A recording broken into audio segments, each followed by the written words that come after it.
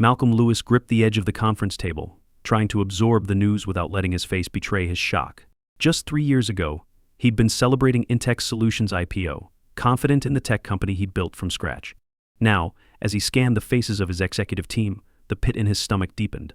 Numbers and graphs blinked on the screen in front of him, flashing red, falling revenue, rising employee turnover, customer complaints piling up like neglected emails. Morale is at an all-time low, his HR director Karen announced. She hesitated, choosing her next words carefully. And we're getting reports, troubling ones. Malcolm forced his face to stay neutral. What kind of reports? Karen glanced nervously at Rick, the regional manager, before clearing her throat. Discrimination, favoritism, even claims of racial bias. The word bias stung, and Malcolm's jaw clenched involuntarily. He had been the underdog in Silicon Valley, the black kid from the Bronx who'd made it against the odds. He'd been determined to create a company where everyone had a fair shot, where talent and work ethic mattered more than anything else. But now, it seemed like Intech had grown into something unrecognizable. Rick, seated directly across from him, looked visibly uncomfortable. I don't think it's as bad as these surveys make it sound, he interjected with a dismissive wave of his hand. This is just the HR department reading too much into a few isolated complaints. Malcolm narrowed his eyes. Isolated complaints? Then why are people leaving in droves? Why are our best clients dropping us? He didn't wait for Rick's response. Instead, he turned to Karen. How widespread is this, really? Karen sighed, tapping her laptop. The exit interviews are brutal, Malcolm. Employees feel undervalued, overlooked, and they don't trust the leadership. Malcolm felt a knot in his chest tighten. He'd built Intech to be a place where innovation thrived, where people felt they were part of something bigger. Yet it was clear that whatever culture he thought he'd cultivated had fractured, rotted from within. All right, he said slowly, regaining his composure. If our own people don't trust leadership, we need to find out why. He paused, scanning the faces of his team. And if I can't trust my managers to give me the truth, then I'll find it myself. A murmur rippled through the room, confusion evident in their faces. Malcolm stood, his mind racing. I'll be taking some time off from day-to-day operations, he said, a plan forming in his mind as he spoke, effective immediately. But Malcolm, with all due respect, Rick stammered, glancing around the room for support. We're in the middle of a crisis. This is when we need you here. Malcolm met his gaze with a steely resolve. I'll still be around, Rick. I'll just be seeing things from a different perspective. Within the hour, Malcolm was back in his office, his head swirling with thoughts as he paced.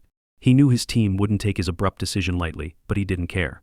There was no way he'd sit in the executive suite, insulated from the issues tearing his company apart. He needed to see what was happening for himself, without anyone realizing who he was.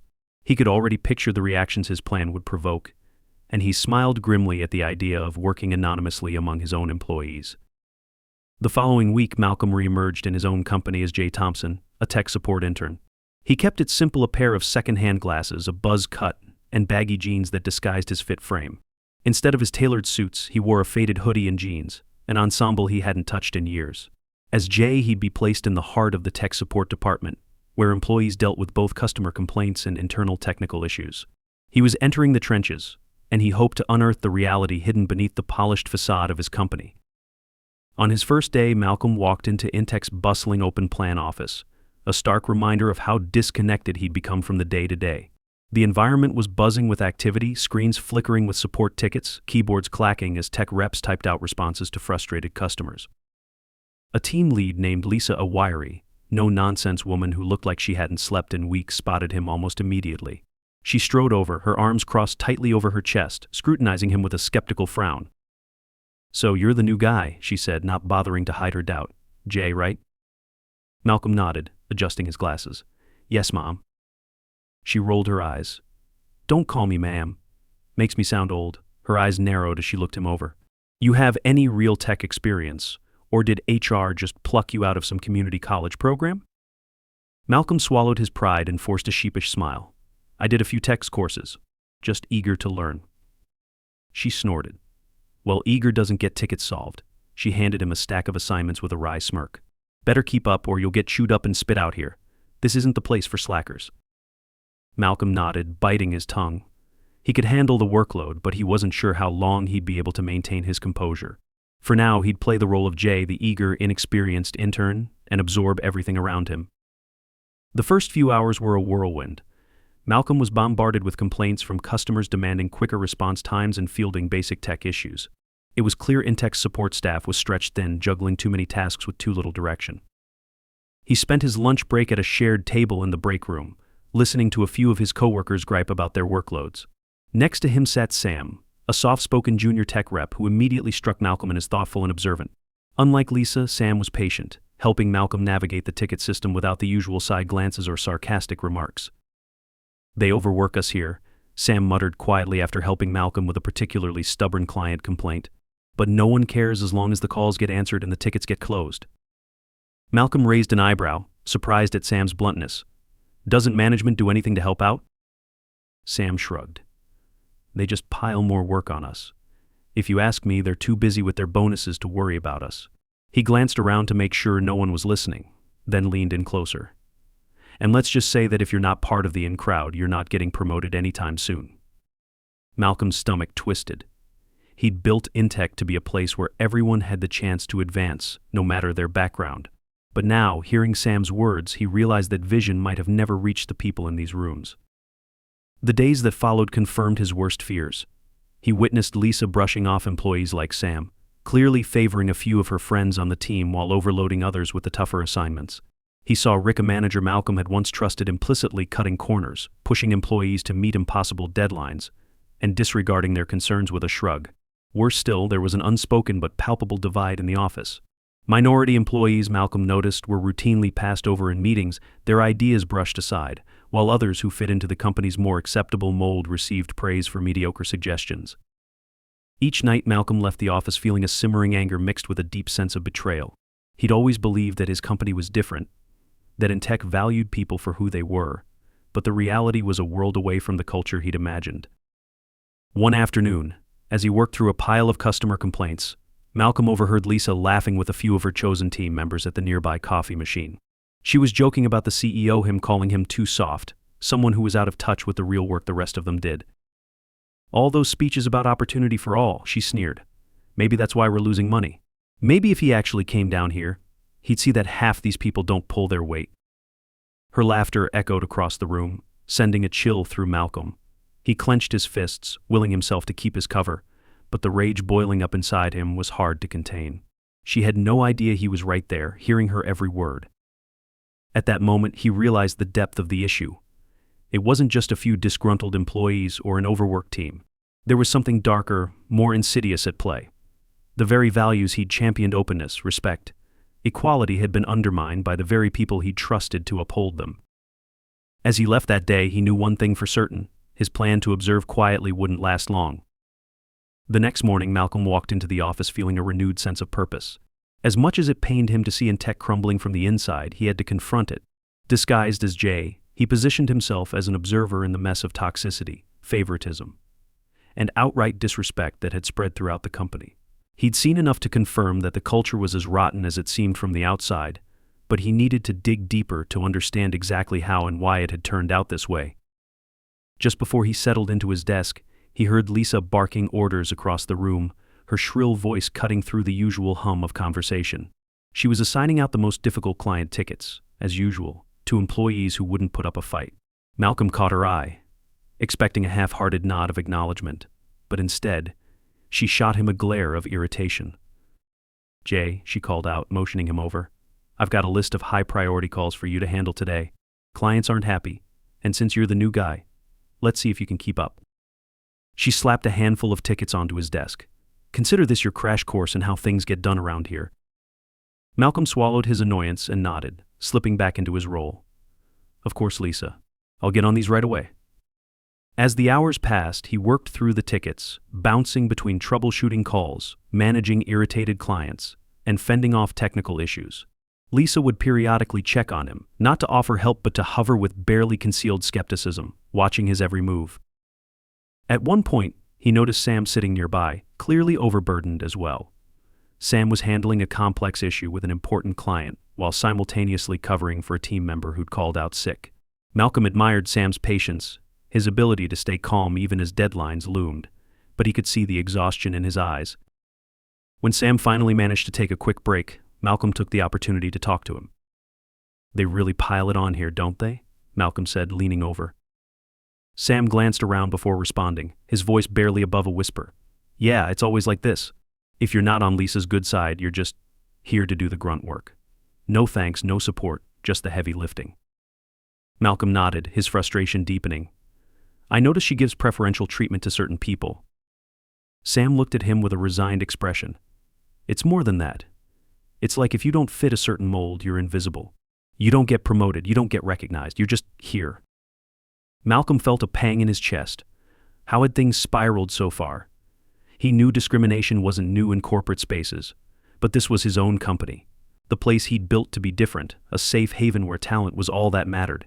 Yet here was Sam, hardworking and capable, treated like he was disposable. Just as Sam was about to say more, Rick, the regional manager, sauntered over, a smirk on his face as he eyed the two of them. "Jay," he said, with a mocking tone, "you finding things a little overwhelming?" Malcolm forced a grin. "Just trying to keep up with the workload." "Well, maybe if you'd gone to a real school, you wouldn't be struggling so much," Rick sneered, his condescension dripping with every word. "We expect people here to be able to handle pressure."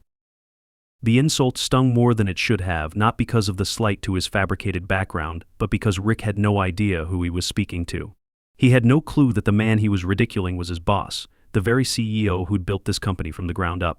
And if this was how he treated a newbie, Malcolm could only imagine what it was like for those who didn't meet his standards every day. For the next few days, Malcolm kept his head down and worked tirelessly, determined to see more of what his team endured. He observed as Lisa continued to shower praise on her favorite employees, even when they fell short, while more capable team members like Sam and others were berated or ignored entirely. He watched as Rick circulated through the office, tossing around careless insults and expecting nothing less than immediate, unquestioned compliance. It became clear that favoritism and bias weren't just lingering issues, they were woven into the daily operations, accepted as the norm by those who'd been there long enough to see how things worked. Then, one evening as he was about to head out, Malcolm overheard a conversation that stopped him in his tracks. Lisa and Rick were huddled in a corner of the break room, whispering in hushed voices, unaware of Malcolm's presence just out of sight. "Look, the only reason I put up with him is because he's useful for now," Lisa muttered, referring to an employee Malcolm recognized as one of her favorites. "Once I get that promotion, I don't need to bother with these people anymore." Rick chuckled, nodding in agreement. "Exactly. Besides, the CEO's never around. He has no idea what goes on down here, or who's really keeping this place afloat." Malcolm's fists clenched. The arrogance, the absolute disregard for the people they were supposed to be leading it was appalling. He trusted Rick to oversee the department, to look after the company's core values. But here he was, conspiring with a team lead to climb the corporate ladder at the expense of everyone else. He knew now that confronting Rick and Lisa wasn't a question of if, but when. But before he could act, he needed solid evidence, something undeniable that would expose them for who they really were. He decided to dig even deeper, to watch and document their every move. The following week, Malcolm made a point of talking to other team members in tech support, including those Lisa and Rick rarely acknowledged. He learned about a few other injustices, accounts of employees denied promotions without reason, top-performing team members overlooked for less qualified colleagues, and countless instances of Lisa and Rick disregarding concerns brought to their attention. During one conversation, a young woman named Tasha pulled him aside after they'd finished a call. She was quiet and visibly nervous but finally spoke up. "Jay, I'm only telling you this because, well, I don't know if it will make any difference, but there's something you should know about Lisa." Malcolm nodded encouragingly. "I'm listening." Tasha hesitated, glancing around as if afraid of being overheard. "Lisa, she's been taking credit for other people's work. Sam came up with a new troubleshooting protocol a few months ago, one that really streamlined the process for high-priority tickets. But when management started praising it, Lisa told everyone she'd created it." Malcolm's blood ran cold. "Does Sam know?" Tasha nodded. "He knows, but he won't say anything. He's worried he'll lose his job. Lisa's got it out for him. Anytime he tries to bring something up, she shuts him down."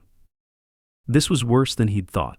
Not only was Lisa manipulating her authority, but she was actively stifling innovation and ambition in her team. Malcolm's heart ached as he thought of the talented employees he was losing because of leaders like her. He wondered how many others had left for the same reasons, leaving behind untapped potential and wasted opportunities.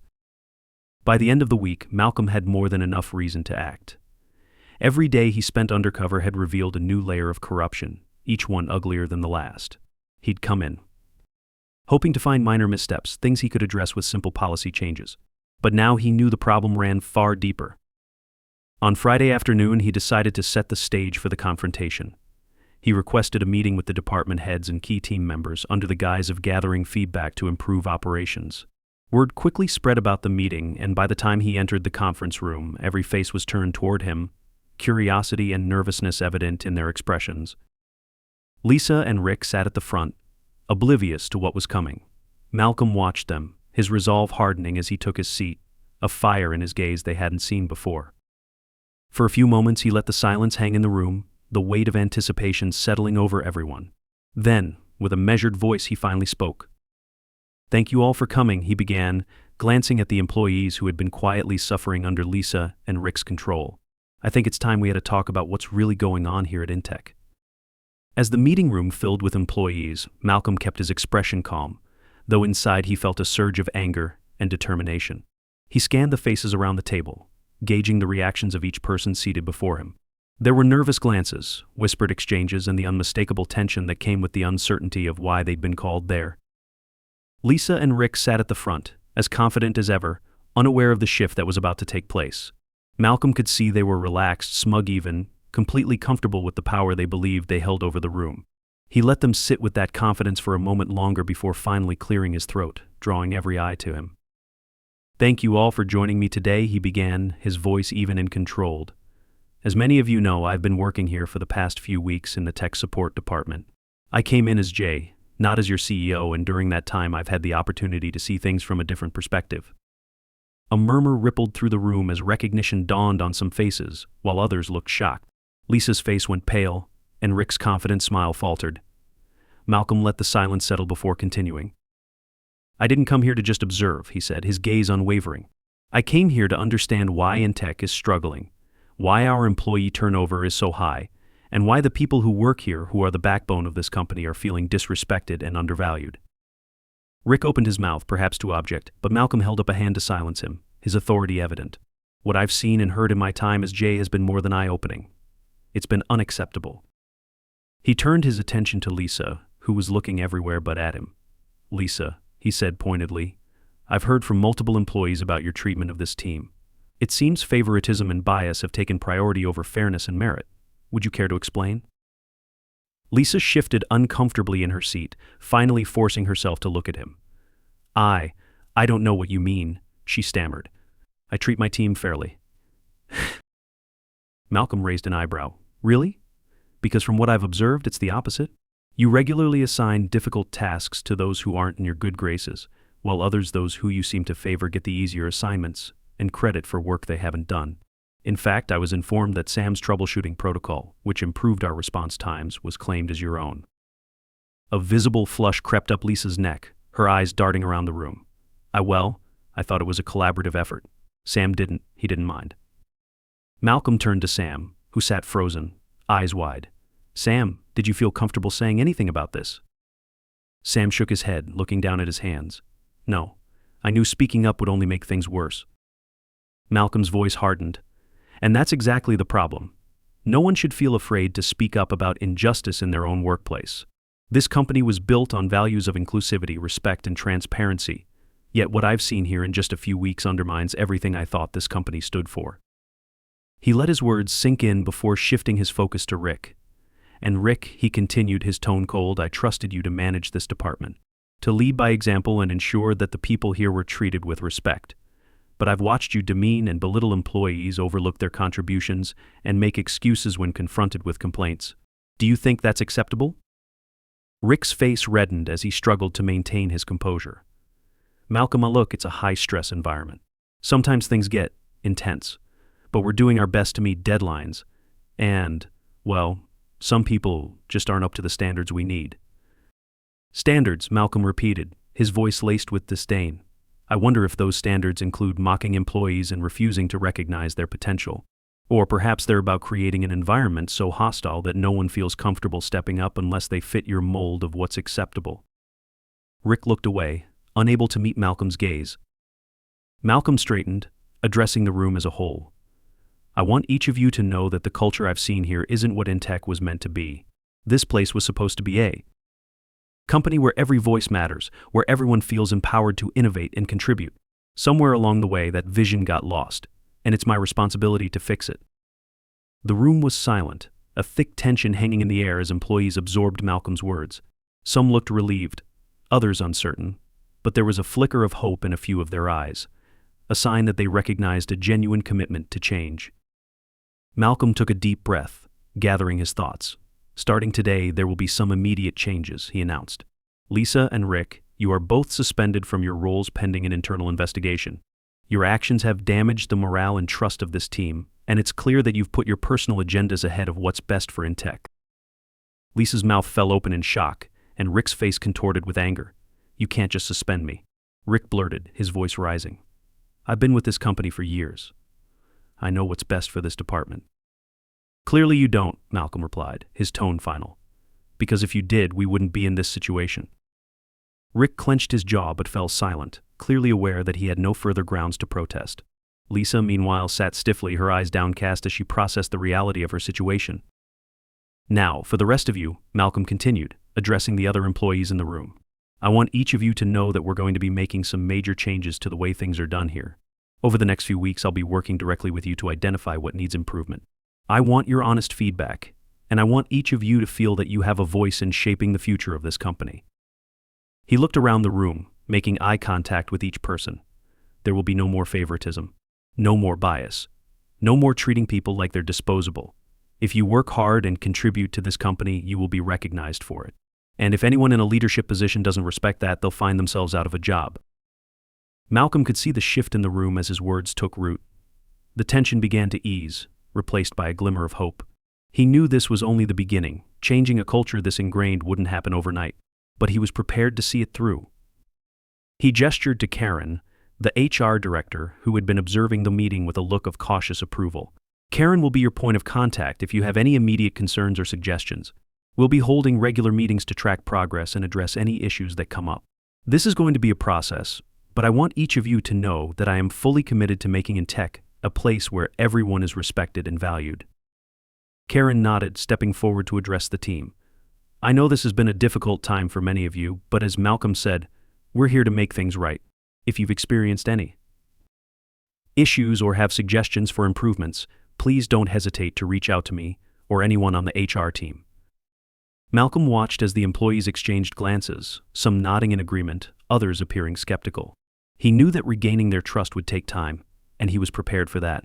But he felt a renewed sense of purpose, a drive to restore Intech to the company he had once envisioned. As the meeting concluded, Malcolm lingered, watching as employees filed out of the room. A few approached him, tentatively offering thanks or words of encouragement. Sam was among them, his eyes filled with gratitude as he shook Malcolm's hand. Thank you, Sam said quietly, for listening and for doing something about it. Malcolm squeezed his hand in return. Thank you, Sam, for everything. People like you are the reason this company exists, and I promise things will change. When the room had emptied, Malcolm stood alone for a moment, letting the weight of what he'd have covered settle over him. He knew this journey was far from over. But he was ready to face it, to make Intech a place where integrity mattered more than ambition, where every employee felt they could thrive. As he turned to leave, his mind was already working through the next steps, the path ahead clear but challenging. In the days following the meeting, Malcolm's presence in the office was felt more than ever. No longer Jay, he walked through the open plan layout with a determined stride, meeting the eyes of each employee he passed, stopping to chat and listen to concerns without the formalities that often came with his title. He knew that earning his employees' trust would take more than words, it would take actions, visible and consistent. While Rick and Lisa were on suspension, Malcolm took charge of the tech support team himself. It was demanding work, balancing his executive responsibilities with the day-to-day challenges of managing a team that had been neglected for too long. But he was willing to put in the effort, and slowly, he began to see subtle shifts in the atmosphere. Karen, the HR director, had set up regular feedback sessions, and employees were beginning to open up about issues they'd previously kept quiet about. One of the most persistent complaints was about the lack of support for professional growth. Employees felt stuck, with few opportunities to move up or learn new skills. For too long, the people who thrived under Lisa and Rick's management were those who played along with favoritism, and those who dared to voice new ideas or suggest improvements were shut down. Malcolm took careful note of these patterns. It became clear to him that fixing Intech's culture required more than just rooting out the bad actors. He needed to rebuild the systems that had been put in place to support employees, starting with fair performance evaluations, mentorship programs, and regular check-ins from leadership. To set the tone, he called a meeting with the remaining team leaders across departments to lay out his plan for change. "We're all here because we believe in the future of this company," he began, looking each person in the eye. "But for too long, some of us have lost sight of what that future should look like. We've let complacency take over. We've allowed favoritism and unfair treatment to drive away talent. That ends now."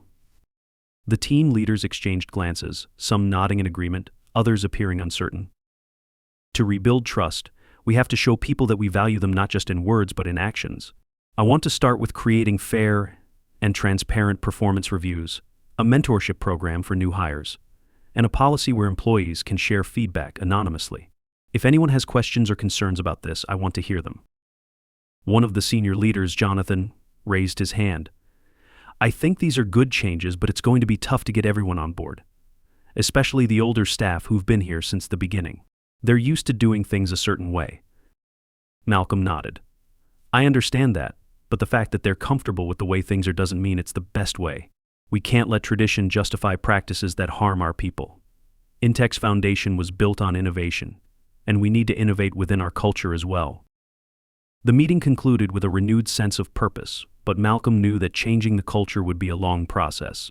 He spent the next week actively engaging with team members, working side by side with them to show his commitment to these changes. He was especially mindful of employees like Sam, who had shown incredible resilience despite the challenges. In recognition of his efforts, Malcolm assigned Sam to lead a new initiative focused on customer service improvements, a step up from his previous role, and a chance for him to showcase his leadership potential. As the weeks went by, Malcolm also began to notice signs of pushback. Some employees who had benefited from the old structure felt threatened by the new transparency and fairness. In subtle ways, they resisted, grumbling about the new policies and attempting to undermine the changes through rumors and gossip. Malcolm paid close attention, addressing any concerns directly, but he knew some of them would continue to resist. He couldn't force them to change, but he could create a system that wouldn't tolerate their behavior. One afternoon, as Malcolm was reviewing progress reports, Karen approached him with a concerned look on her face.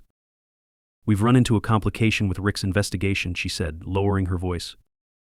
Malcolm set down his tablet. "What's happened?" Karen glanced around before continuing.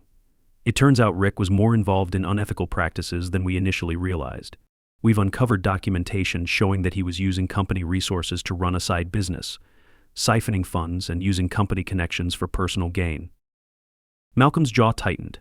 He'd suspected Rick of mismanagement, but this was far worse than he'd imagined. "How long has this been going on?" "It's hard to say exactly, but the records we've found suggest it's been at least a year," Karen replied, her expression grim. "He's been very careful to cover his tracks, but we've managed to piece together enough evidence to confirm it." Malcolm took a deep breath, suppressing the anger rising within him. Rick's betrayal ran deep. Not only had he abused his authority, but he'd actively drained resources from the company, all while maintaining an air of superiority and disdain for the people around him.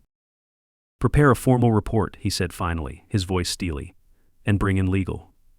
I want him held accountable for every cent he's stolen." Karen nodded, leaving to carry out his orders. As she walked away, Malcolm felt a weight settle on his shoulders. He knew that dealing with Rick would be a public matter, one that would require transparency with his employees. But he was prepared for it. Intech deserved a fresh start, and that meant rooting out every trace of corruption that had taken hold. That evening, as he was leaving the office, Sam approached him, looking hesitant. "Mr. Lewis, Malcolm," he began, catching himself, "I just wanted to say thank you again for everything you've done.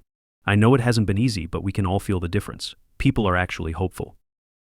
Malcolm smiled, clapping Sam on the shoulder. "It's not just me, Sam. It's all of us working together. You've been a huge part of that. Don't ever doubt the impact you've made here." Sam nodded, looking both proud and humbled. "I'll do my best to live up to it." As he watched Sam walk away, Malcolm felt a renewed sense of purpose. He wasn't just rebuilding a company, he was helping to foster a community where people felt seen, valued, and motivated to contribute. And though he knew there were still obstacles ahead, he was more determined than ever to see it through. The next morning, Malcolm prepared to announce Rick's departure, choosing his words carefully. He called a company-wide meeting and addressed his employees with a tone of honesty and transparency. It's come to my attention that certain individuals within Intech have not upheld the values we stand for, he began, choosing each word with care. As many of you know, Rick was suspended pending an investigation, and I want to be transparent about our findings. Rick was involved in activities that go against our ethical standards, and as of today, he is no longer with the company. There was a collective gasp, followed by murmurs. Malcolm held up a hand to calm the room.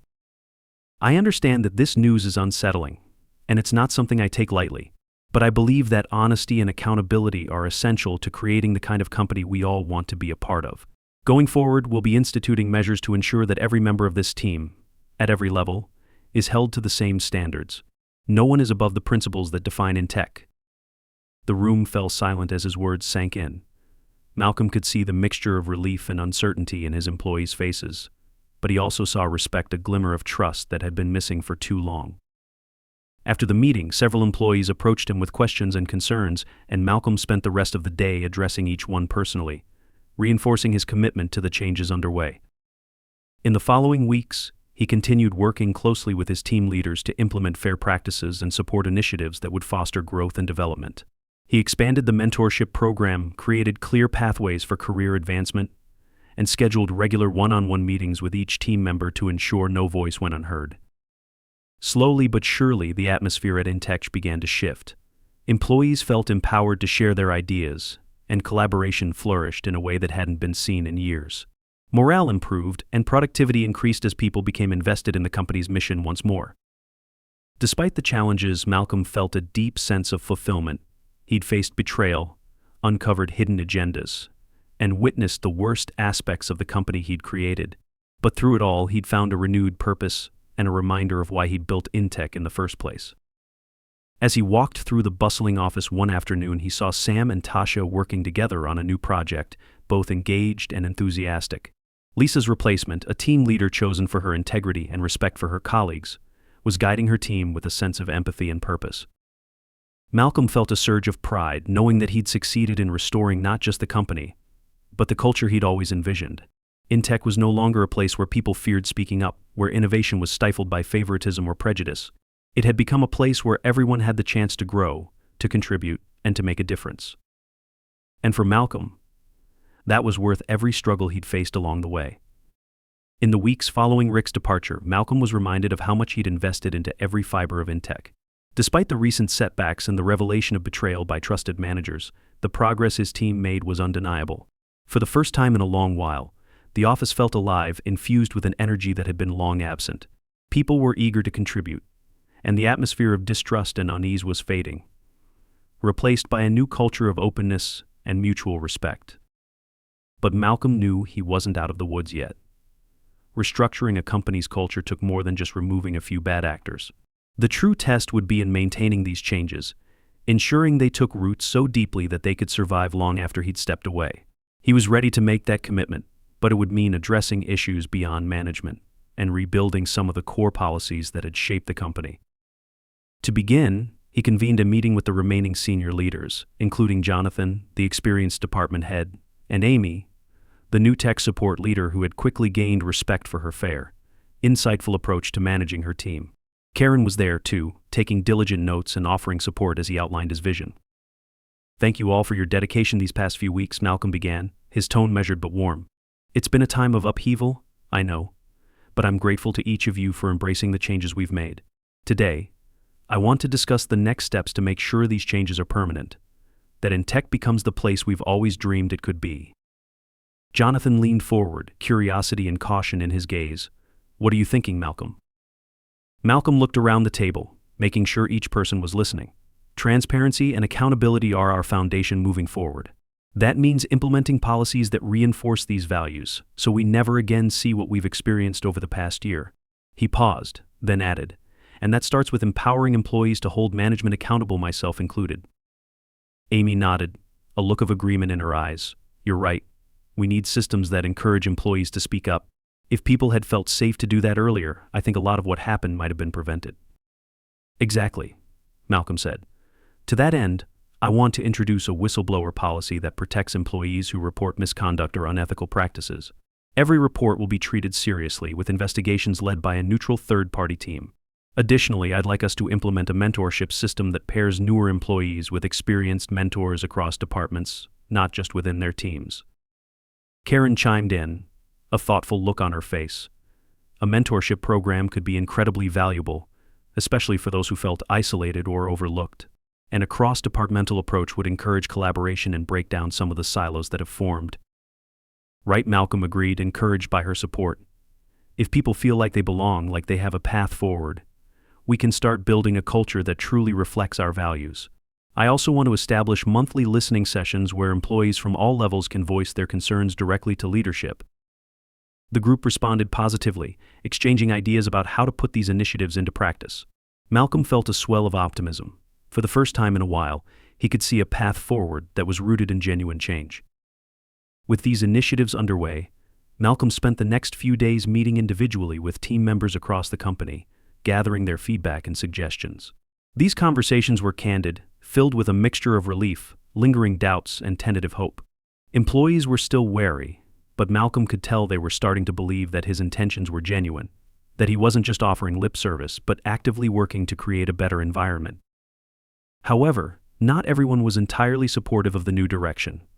A handful of managers, those who had thrived under the previous structure of favoritism and control, expressed resistance to the changes. They'd grown comfortable with their unchecked power and resented the transparency Malcolm was introducing. They grumbled about the added workload of mentorship and claimed that the whistleblower policy would encourage baseless complaints and troublemakers. One afternoon, after a particularly challenging meeting with a manager who resisted nearly every change Malcolm proposed, he found himself alone in his office, feeling the weight of the responsibility he'd taken on. He was exhausted, mentally and emotionally drained. But he reminded himself that this was a process, that meaningful change rarely happened without resistance. The turning point came a few weeks later. In one of the newly established listening sessions, a young woman named Keisha, a software engineer who'd been within tech for 2 years, hesitantly raised her hand. Malcolm could see the uncertainty in her eyes, the way she glanced around the room as if unsure whether to speak. "Keisha," he encouraged, offering a reassuring smile. "Please, go ahead." She took a deep breath before speaking. "I wanted to say, I know things are changing, and I can see the effort you're all making. But there's still this feeling that, for some of us, moving up the ranks is just a dream. I mean, we're told it's possible, but it feels like there are invisible walls." Malcolm nodded, listening intently. "Thank you for being honest, Keisha. I understand what you're saying. And you're right, we need to do better at creating clear, fair pathways for advancement." Encouraged by his response, Keisha continued, I just don't want to keep seeing people with great ideas and talent leave because they feel stuck. I've seen some of my friends, really smart people, walk away because they didn't feel valued or recognized." Her words resonated deeply with Malcolm. He'd seen the same issues emerge in his time undercover, but hearing it directly from employees was a powerful reminder of the importance of the changes he was trying to implement. "Thank you, Keisha," he said sincerely. "We're not going to fix everything overnight, but your voice and everyone's voice matters. If there's anything specific you think we should work on, please let us know. We're here to make sure people like you have the opportunities you deserve." After the meeting, Malcolm approached Karen with an idea he'd been considering. "I want us to create a growth and development team within HR," he said. "Their sole focus would be on career pathways, professional development, and creating fair criteria for promotions." Karen's eyes lit up. "I think that could be a game changer, Malcolm. It would show people that we're serious about investing in their future." With her help, Malcolm established the growth and development team, appointing an experienced HR specialist to lead it. The new team began implementing regular training sessions, helping employees outline career goals, and identifying skills they needed to develop to reach those goals. For the first time, people felt like their career aspirations were within reach, that there were real avenues for them to grow at Intech. As the mentorship program took off, Malcolm began to see connections forming between employees who'd rarely interacted before. Junior team members found guidance in their mentors, and senior employees found renewed purpose in sharing their knowledge. The rigid hierarchy that had once kept departments isolated was breaking down, replaced by a spirit of collaboration and support. One evening, as Malcolm was making his way out of the office, he overheard 2 employees talking near the elevator. "Have you noticed how different it feels here now?" one of them said. "I mean, I never thought I'd actually feel excited to come to work." "Yeah," the other replied, a smile in their voice. "It feels like people actually care about what we think. And I heard that we're going to start training for leadership roles next quarter. Imagine that, actual leadership training." Malcolm smiled to himself, feeling a deep sense of satisfaction. These weren't just policies on paper, they were real, tangible changes that were impacting the lives of the people who worked for him. He had wanted Intech to be a place where everyone felt valued, where innovation thrived because people felt safe to bring their ideas forward, and slowly it was becoming that place. However, not all resistance had vanished. A few of the older managers still grumbled about the new rules and complained about the increased scrutiny. Malcolm decided to address this directly in the next leadership meeting. Standing before the group, he didn't mince words. "I know that some of you are finding these changes challenging," he began, his tone firm. "But understand this, Intech is moving forward. We're building a company where everyone can thrive. If you're unwilling to be part of that, then perhaps this isn't the right place for you anymore." His message was clear, and the remaining resistance quieted. For the first time, it seemed everyone was on board with the vision for a better, more inclusive Intech. As the weeks turned into months, Malcolm watched with pride as the changes solidified. The whistleblower policy empowered employees to report concerns without fear of retaliation, and the monthly listening sessions became a cornerstone of company culture, providing a platform for open dialogue. The mentorship and growth and development programs had transformed the career trajectory for countless employees, offering them a future they could believe in. Intech was thriving once more, not just in its productivity but in its spirit. Employees walked through the office with a newfound confidence, eager to contribute, to innovate, and to make a difference. One afternoon, as Malcolm stood in the bustling office, he realized that Intech was finally becoming what he had always envisioned. It was a place where everyone had a voice, where respect and integrity were at the core of every interaction, where people like Sam and Keisha could see a future for themselves. It was no longer just his company, it belonged to everyone who'd helped build it back up, stronger than before. And for Malcolm, seeing that transformation unfold was more rewarding than any profit margin or corporate accolade could ever be. He knew that, together, they had created something lasting, something that would stand the test of time. Months had passed since Malcolm began the journey to rebuild Intech from within. The company had undergone a profound transformation. Its culture, once tainted by favoritism and hidden agendas, was now rooted in fairness, respect, and transparency. Malcolm could see the tangible results of these changes in everything around him. Employees were thriving. The company's performance metrics were on the rise, and the air in the office was filled with a palpable energy that had been absent for far too long. One afternoon, as he walked through the office, he noticed small signs of the positive shift. Teams huddled together, brainstorming ideas with ease. Managers were visibly engaged with their team members, listening intently to concerns and encouraging input. The tech support department, where he had once observed so much bitterness and frustration, was now a hub of collaboration and innovation. New processes Malcolm had overseen, including streamlined workflows, equitable workload distribution, and open feedback channels, had changed the environment into one where employees felt their voices truly mattered.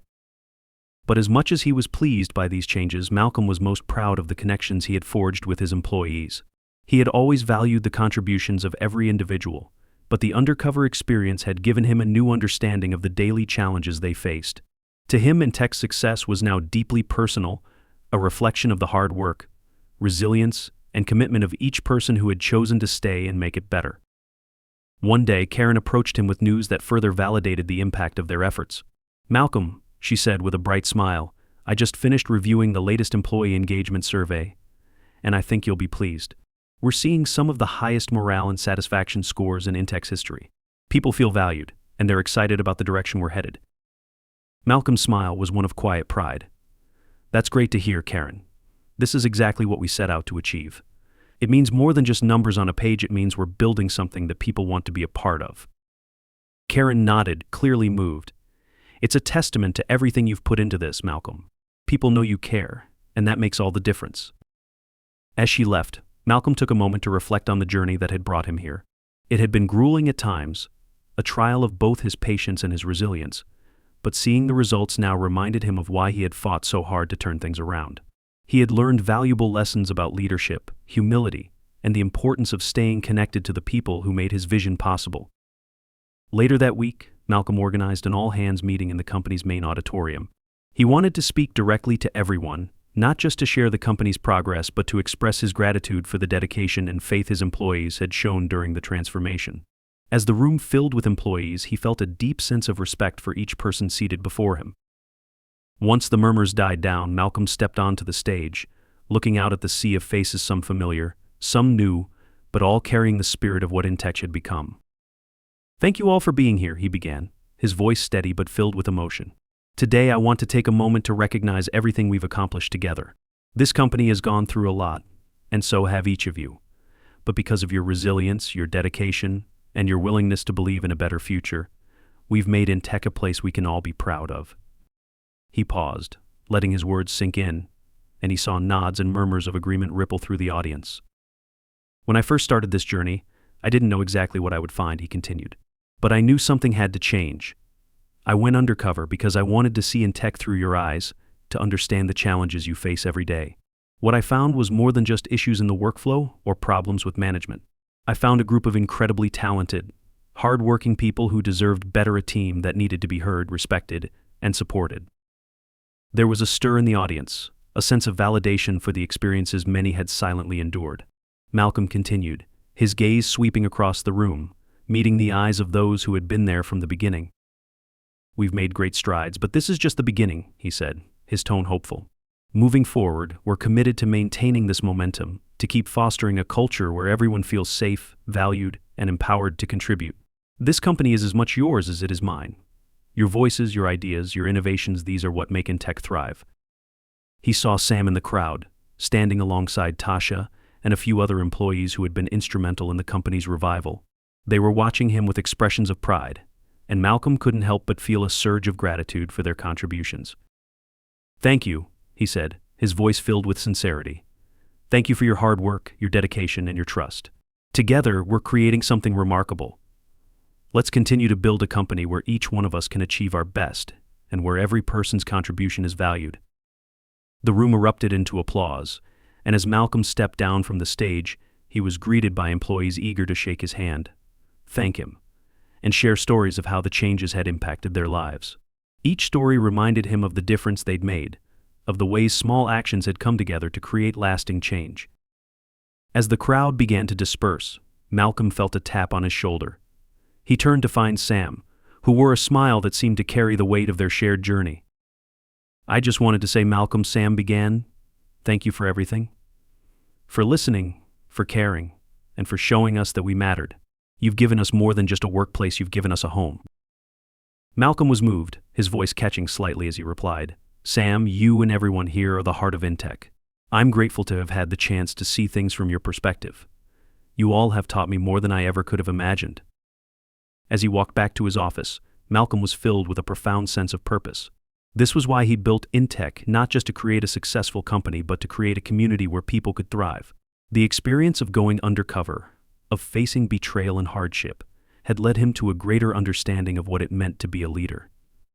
In the following weeks, Malcolm continued to make himself accessible to employees, holding open office hours, joining team meetings, and encouraging everyone to bring their ideas forward. He wanted to ensure that the new culture at Intech remained strong, that no one would feel overlooked or undervalued again. One evening, as he sat alone in his office, Malcolm reflected on how far they had come. The company was thriving, but even more than that, he felt a renewed sense of pride in the people who made up his team. He knew that the culture they had built together would endure, that Intech would continue to be a place where people felt valued, inspired, and driven to contribute. The journey had been difficult, but it had been worth every challenge, every moment of doubt, and every lesson learned. As he gazed out the window, watching the city lights flicker against the evening sky, Malcolm knew that he had fulfilled not just his vision for Intech, but a dream much larger than himself. He had built a legacy, one that would last, one that would inspire, and one that would carry forward the values he held dear. And in that quiet moment, he felt the satisfaction of a man who had finally come home, not just to a company, but to a community united by purpose, integrity, and hope.